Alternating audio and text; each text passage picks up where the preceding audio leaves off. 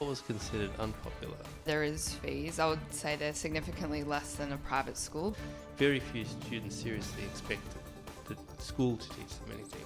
Just so if you rely on the Yeah. teacher, you won't do well. I know some of these Catholic schools, like everyone has an iPad, whereas we had Chromebooks. I mean, but did you actually feel like the school had no money or anything? My name's Adam Ahmed from Adam Ahmed & Co. I'm talking to Anastasia, who works here. She went to a Catholic school. I was interested to know what her experience was like, how it compared with others, and so we had a chat. So you went to a private school?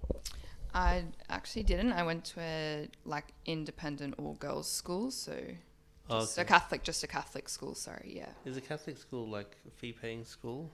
Yeah, there is fees. I would say they're significantly less than a private school, but they are somewhere in between a public and private. Yeah. So why did you end up going there?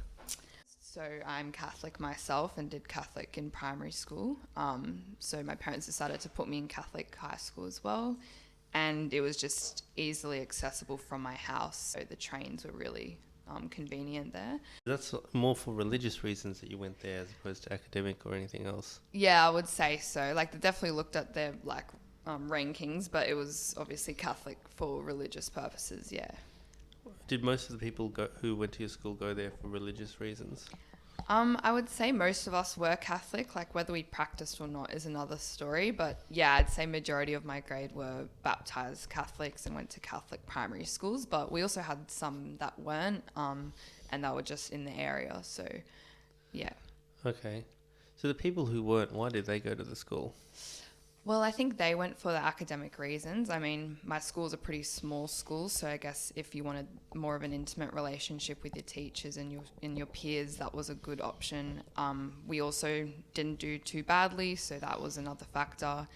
And the location is just really central. We had kids coming from a really big range of areas. Okay. But what's the how did it go academically, like in terms of the ranking?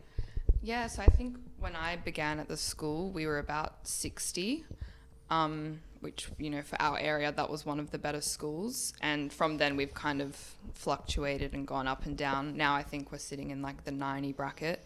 But yeah, when I first started, we were quite up there in terms of an all-girls Catholic school in the area for the HSC. So Okay. And so did you do any tutoring or anything like that? no, so I never had tutoring. It was a consideration for maths, maybe when I was maybe in year 10, just before I started HSC math, but we just ultimately decided that I didn't need it, and I just had to, go to my teacher, ask some more questions, and that seemed to do the trick. So What was the teaching like? the teaching in my school was actually quite good. I think because it was such a small school, they really knew all the girls by name, and you got a really one-on-one experience with the teachers, with classes being maximum 25 kids. And yeah, I'd say obviously there were some teachers that weren't as engaging or as interactive, but on the most part, yeah, I think we had great teaching. What was what was sort of valued there? And when I asked that, I went to a selective school myself. At the school, academics was valued, and if you did well academically, people thought that you were doing pretty well. In some schools, doing well in sport is highly regarded. What was the thing at yours? I'd say my school was definitely academic. Like we did obviously have like sports awards and sort of creative arts shows and stuff like that. But I would say that we spent a lot of time on praising academic results as opposed to anything else. But socially, I mean, between the Oh, like students. what did the students think?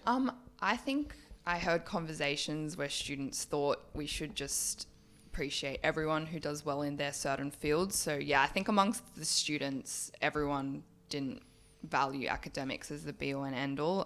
We had a lot of really good artists. We had a lot of really good sportsmen. So I think, yeah, student-wise, they probably didn't value academics over everything. They had more of like a balanced... There's a difference between what the school might try to push, but what people amongst themselves and students think is cool. In my kids' school now, for some reason, pencil cases are important. You don't need a pencil case. Yeah. The school provides you with all of the material that you need. But for some reason, everyone has a pencil case now, and so my kids want to take a pencil case to school. But it's that sort of social stuff. I mean, there'll be other schools where no one takes a pencil case. It doesn't matter. Yeah. So, amongst each other and the kids amongst each other, what sort of affects your social standing the most? Yeah, I think we quite loved netball at my school. So if you were kind of if you played or if you're in like one of our highest teams, you already kind of got a boost. People would go watch their games on the weekend even if they weren't on the team. So yeah, definitely like netball. I'd say there was a phase where we were allowed to bring in our own laptops. We didn't have to go for the laptops that the school provided. So instantly, if you had a MacBook or if you had one of those iPads with like a keyboard attached to it, that instantly, boosted you a little bit. People really wanted Apple products instead of the Chrome products that the school gave. It kind of differentiated you a bit. I think just phases as you grow up at different ages, different things were considered popular. What was considered unpopular, Unpopular. I wouldn't say unpopular, but I think Android phones were probably not as desirable. I mean, I think 90% of us had an iPhone, and that allowed us to be in like iMessage group chats and have certain features. And if you didn't have one, you couldn't obviously participate in them just because of functionality. I think maybe things like reading. We didn't really have a book club, or no one really used the library or wanted to go to the library, so we didn't really have a big reading community, which is, a shame. Like, I like to read. So yeah, I'd say those are two things that probably aren't as high up as, sports or having, the latest MacBook. Where did most of the people in your grade end up? So I think, I can't remember the exact statistic from when we graduated, but I think over 85% of us went to university. From my experience, most were either Macquarie or UTS. And then I know a couple of girls who have gone to like fashion college. They have gone to TAFE to do sort of beauty or hairdressing, has been a few options. And then we, at the end of year 10, I think we only had about 2 girls drop out entirely and not do tertiary education and just go straight into work. But no, majority was definitely university for sure, yeah. And then you ended up going to law school. Why'd you do that? Yeah, so I didn't really know what I wanted to do initially. I knew that I wanted to do commerce at least, but then again, I kind of wanted the double degree to give myself another option because I wasn't definitely set on commerce either. And I enjoyed writing, I enjoyed reading, and I think one of my teachers suggested it to me when we were choosing courses, like, is law something on your radar? Like, that includes both of those things. I enjoyed public speaking, and I was, kind of like, I hadn't considered that. I'll give it a go. Like, I had nothing, no other choices on my mind, so I just kind of gave it a go, and it was good. At a Catholic school, is the curriculum the same as all the other schools? Any HSC subject actually is the same, but when it comes to religion, so we had SOR, which was Studies of Religion, only certain schools offered that. So basically all Catholic schools or some public schools, even if they had a big enough interest in it. But yeah, on the base level, all HSC subjects had the exact same syllabus. It just depended if your school chose different topics to other schools to study. Are there any religious HSC subjects? Yeah, so there's Studies of Religion, so that's what my school offered. You can choose a 1-unit option or a 2-unit option. And there was also Catholic Thought, which is not a HSC subject per se, but you still can do it. So it counts as a unit, but it won't count towards your ATAR, if that makes sense. Okay. Yeah. So Studies of Religion, is that like a comparison of all the religions? It is, yeah. So if you do 1 unit, you only do 2 religions, but if you do 2 units, you do 3 religions. So, and yeah, just comparing. That would be a difficult subject, I think. It was interesting, but yeah, a lot of reading, I think. A lot of trying to wrap your head around theology. You did that subject? I did, yeah. What religions did you compare? Okay, so we obviously did Christianity, and then we did Judaism and Islam, because we all kind of originated from the same like Abrahamic religions. Hmm. Like we're all this, part of that group. So, yeah. So within Christianity though, like, how do they do it? Because there's so many different groups. Yeah, so with Christianity, they really wanted us to include examples in our essays and things of the different denominations and comparing them. So we still did Christianity as a whole, but, you know, in our examples, we'd have to say, well, Catholics do this slightly differently to Anglicans, to Uniting Church. So, yeah, we did have to compare a lot within. How many denominations did you have to do? Oh, I'd say there were probably 5 altogether. Baptist, Uniting Church, Anglican, Protestants, Catholics, Orthodox, yeah. Okay. Yeah. What about in Judaism with the different groups? There are 3. So there's Orthodox, Conservative, and Progressive. So there were the 3 that there could be more, but they're just the 3 we learnt. Obviously Orthodox and Progressive being the 2 opposite ends of the spectrum. So What about in Islam? Which groups did you do? Islam, there's 2 groups that we looked at, but we only focused on one, which was like the major one. The name escapes me, but we only focused on one out of the 2 as our focus of study. So, Okay. yeah, That'd be a lot of reading. it was. It definitely was. Yeah, Does it scale well? I think it did. I think 2 units scaled pretty well. 1 unit, I'm not too sure, but yeah, from memory, 2 unit. If you did well in 2 unit, it would boost you quite a bit. Yeah. And so you didn't do any external tutoring as such, but is that because the quality of the teaching was pretty good? I would say so. I mean, I know a friend who ended up going to a selective public school, and she, in her opinion, she thought that our teaching was better, and that the reason why a lot of the public selective schools were so good is because everyone had a tutor anyway. Like it was kind of just like the default option for everyone, in her opinion. So yeah, I'd say we had pretty good teaching. We did definitely have kids get tutors, but not on the scale that she seemed to find at her other school. I think she's right. Selective school, that's true. The teaching standard is pretty low, generally speaking. But the students' social thing, they compete with each other. Oh, okay. Yeah. And so they'll learn by themselves. Oh, okay. Or they'll get tutoring or whatever it is that's necessary. Very few students seriously expect the school to teach them anything. Right. That's part of the culture, really. Occasionally you get lucky and you get a good teacher, but most of the time you don't. Okay. Interesting. And so if you chose to rely on the teacher to teach you a subject, you know, you wouldn't do very well. Yeah. So especially when everyone else potentially has a tutor or something extra. yeah, well, I mean, you have to not rely on the teacher.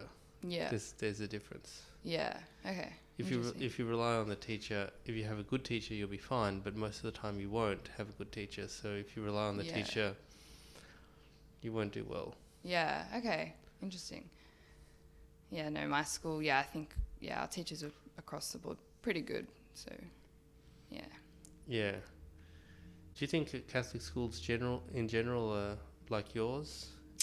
I think the ones in our diocese were pretty good and pretty similar, obviously, because we were all under the same umbrella. The teachers all get the same, expectations. We go to the same events.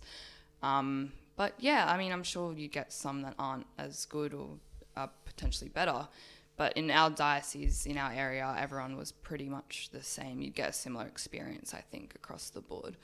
So. Okay. What about the resources? Is the school generally well resourced? My school was quite small, so I actually wouldn't say it was fantastically resourced. Like, I know that our science labs and our food tech labs weren't as updated as the other schools. I know that they only got aircon like the year before I started, so just little things like that. They weren't the best of the best. And I know some of these Catholic schools, like everyone has an iPad, or everyone has they hand out Macs as their default computer, whereas we had Chromebooks. There's just differences. So I wouldn't say we were the best resourced, no. I mean, but did you actually feel like the school had no money or anything? There were times where we thought, oh, okay, we're not going to be able to afford this. So, you get some schools, their excursions or their camps would be in the snow, or they'd go really far. and we probably wouldn't. Or, you know, schools would have coaches, like their own school would own a coach, but we'd always have to like rent a bus or something, like just little things like that. We kind of, you know, there was this general murmuring around us being like, oh, okay, it's because we can't afford that, like whatever. But it wasn't so pressing that it was like disrupting our experience or our like love for the school. It was just kind of something in the background that we were like, oh, we're not going to be able to afford that, or so-and-so went here, we're not going to be able to do that. Yeah. Okay. Yeah, I mean, like in my school, for example, in the economics department, for whatever reason, they couldn't afford to buy textbooks or didn't want to or whatever. Okay. And so the teacher just hand wrote the entire thing and photocopied it, and that was our textbook. Oh, wow. Yeah. He was a pretty good teacher, yeah, though, good actually. on him. Wow. Yeah, that's dedication. But he did that. I don't know, like, we had that, and when we played sport, our equipment was never very good. Yeah. You know, when we played cricket, we had these pads that you would wear, and if you got hit by the ball, it was the same as if you weren't wearing pads. Okay. It was just a cumbersome thing that, you know, didn't really help you. You're Yeah. better off just not wearing them. Yeah, yeah. Our sport equipment was pretty outdated. I mean, we had obviously our skill was netball, so we always had really good netballs. We always had like bibs and all that. But yeah, when it came to cricket or even rugby, like, you know, balls were just really tattered and like deflated, and we didn't have very many of them. I think similarly with the science labs, like they were just really old. They're probably, you know, it was built at a time where the school was half its size. So, you know, you'd have like a bunch of kids to one bench. So yeah, things like that. It was definitely a little bit outdated, probably not as high quality as other schools. Yeah. And if people had a broad range of interests at your school, did they get to do those? Well, that was the other one. I mean, my school had a pretty limited subject selection. I'd say they only had like the essentials. They only just brought in an IT subject. They didn't have a sport elective until I just left, pretty much. And then in terms of arts, like we just had visual arts. We didn't have photography. We didn't have media. I mean, I knew friends at other schools who were doing TV and this and film, and we just had visual arts, music, and then just your standard, you know, histories and science and English and maths. Yeah. Would you send your children to the same school? I would, yeah, like if the teaching base stayed the same, because I think there's a really good culture there and I think the teachers are really good. But if my child really wanted to pursue, something in the arts or fashion, I probably wouldn't go there, because I know that they don't have the subjects to support that. Quite strong in our business or quite strong in our history, then I wouldn't have a problem sending them. Yeah. Okay. Great. Thanks for having me. Thank you.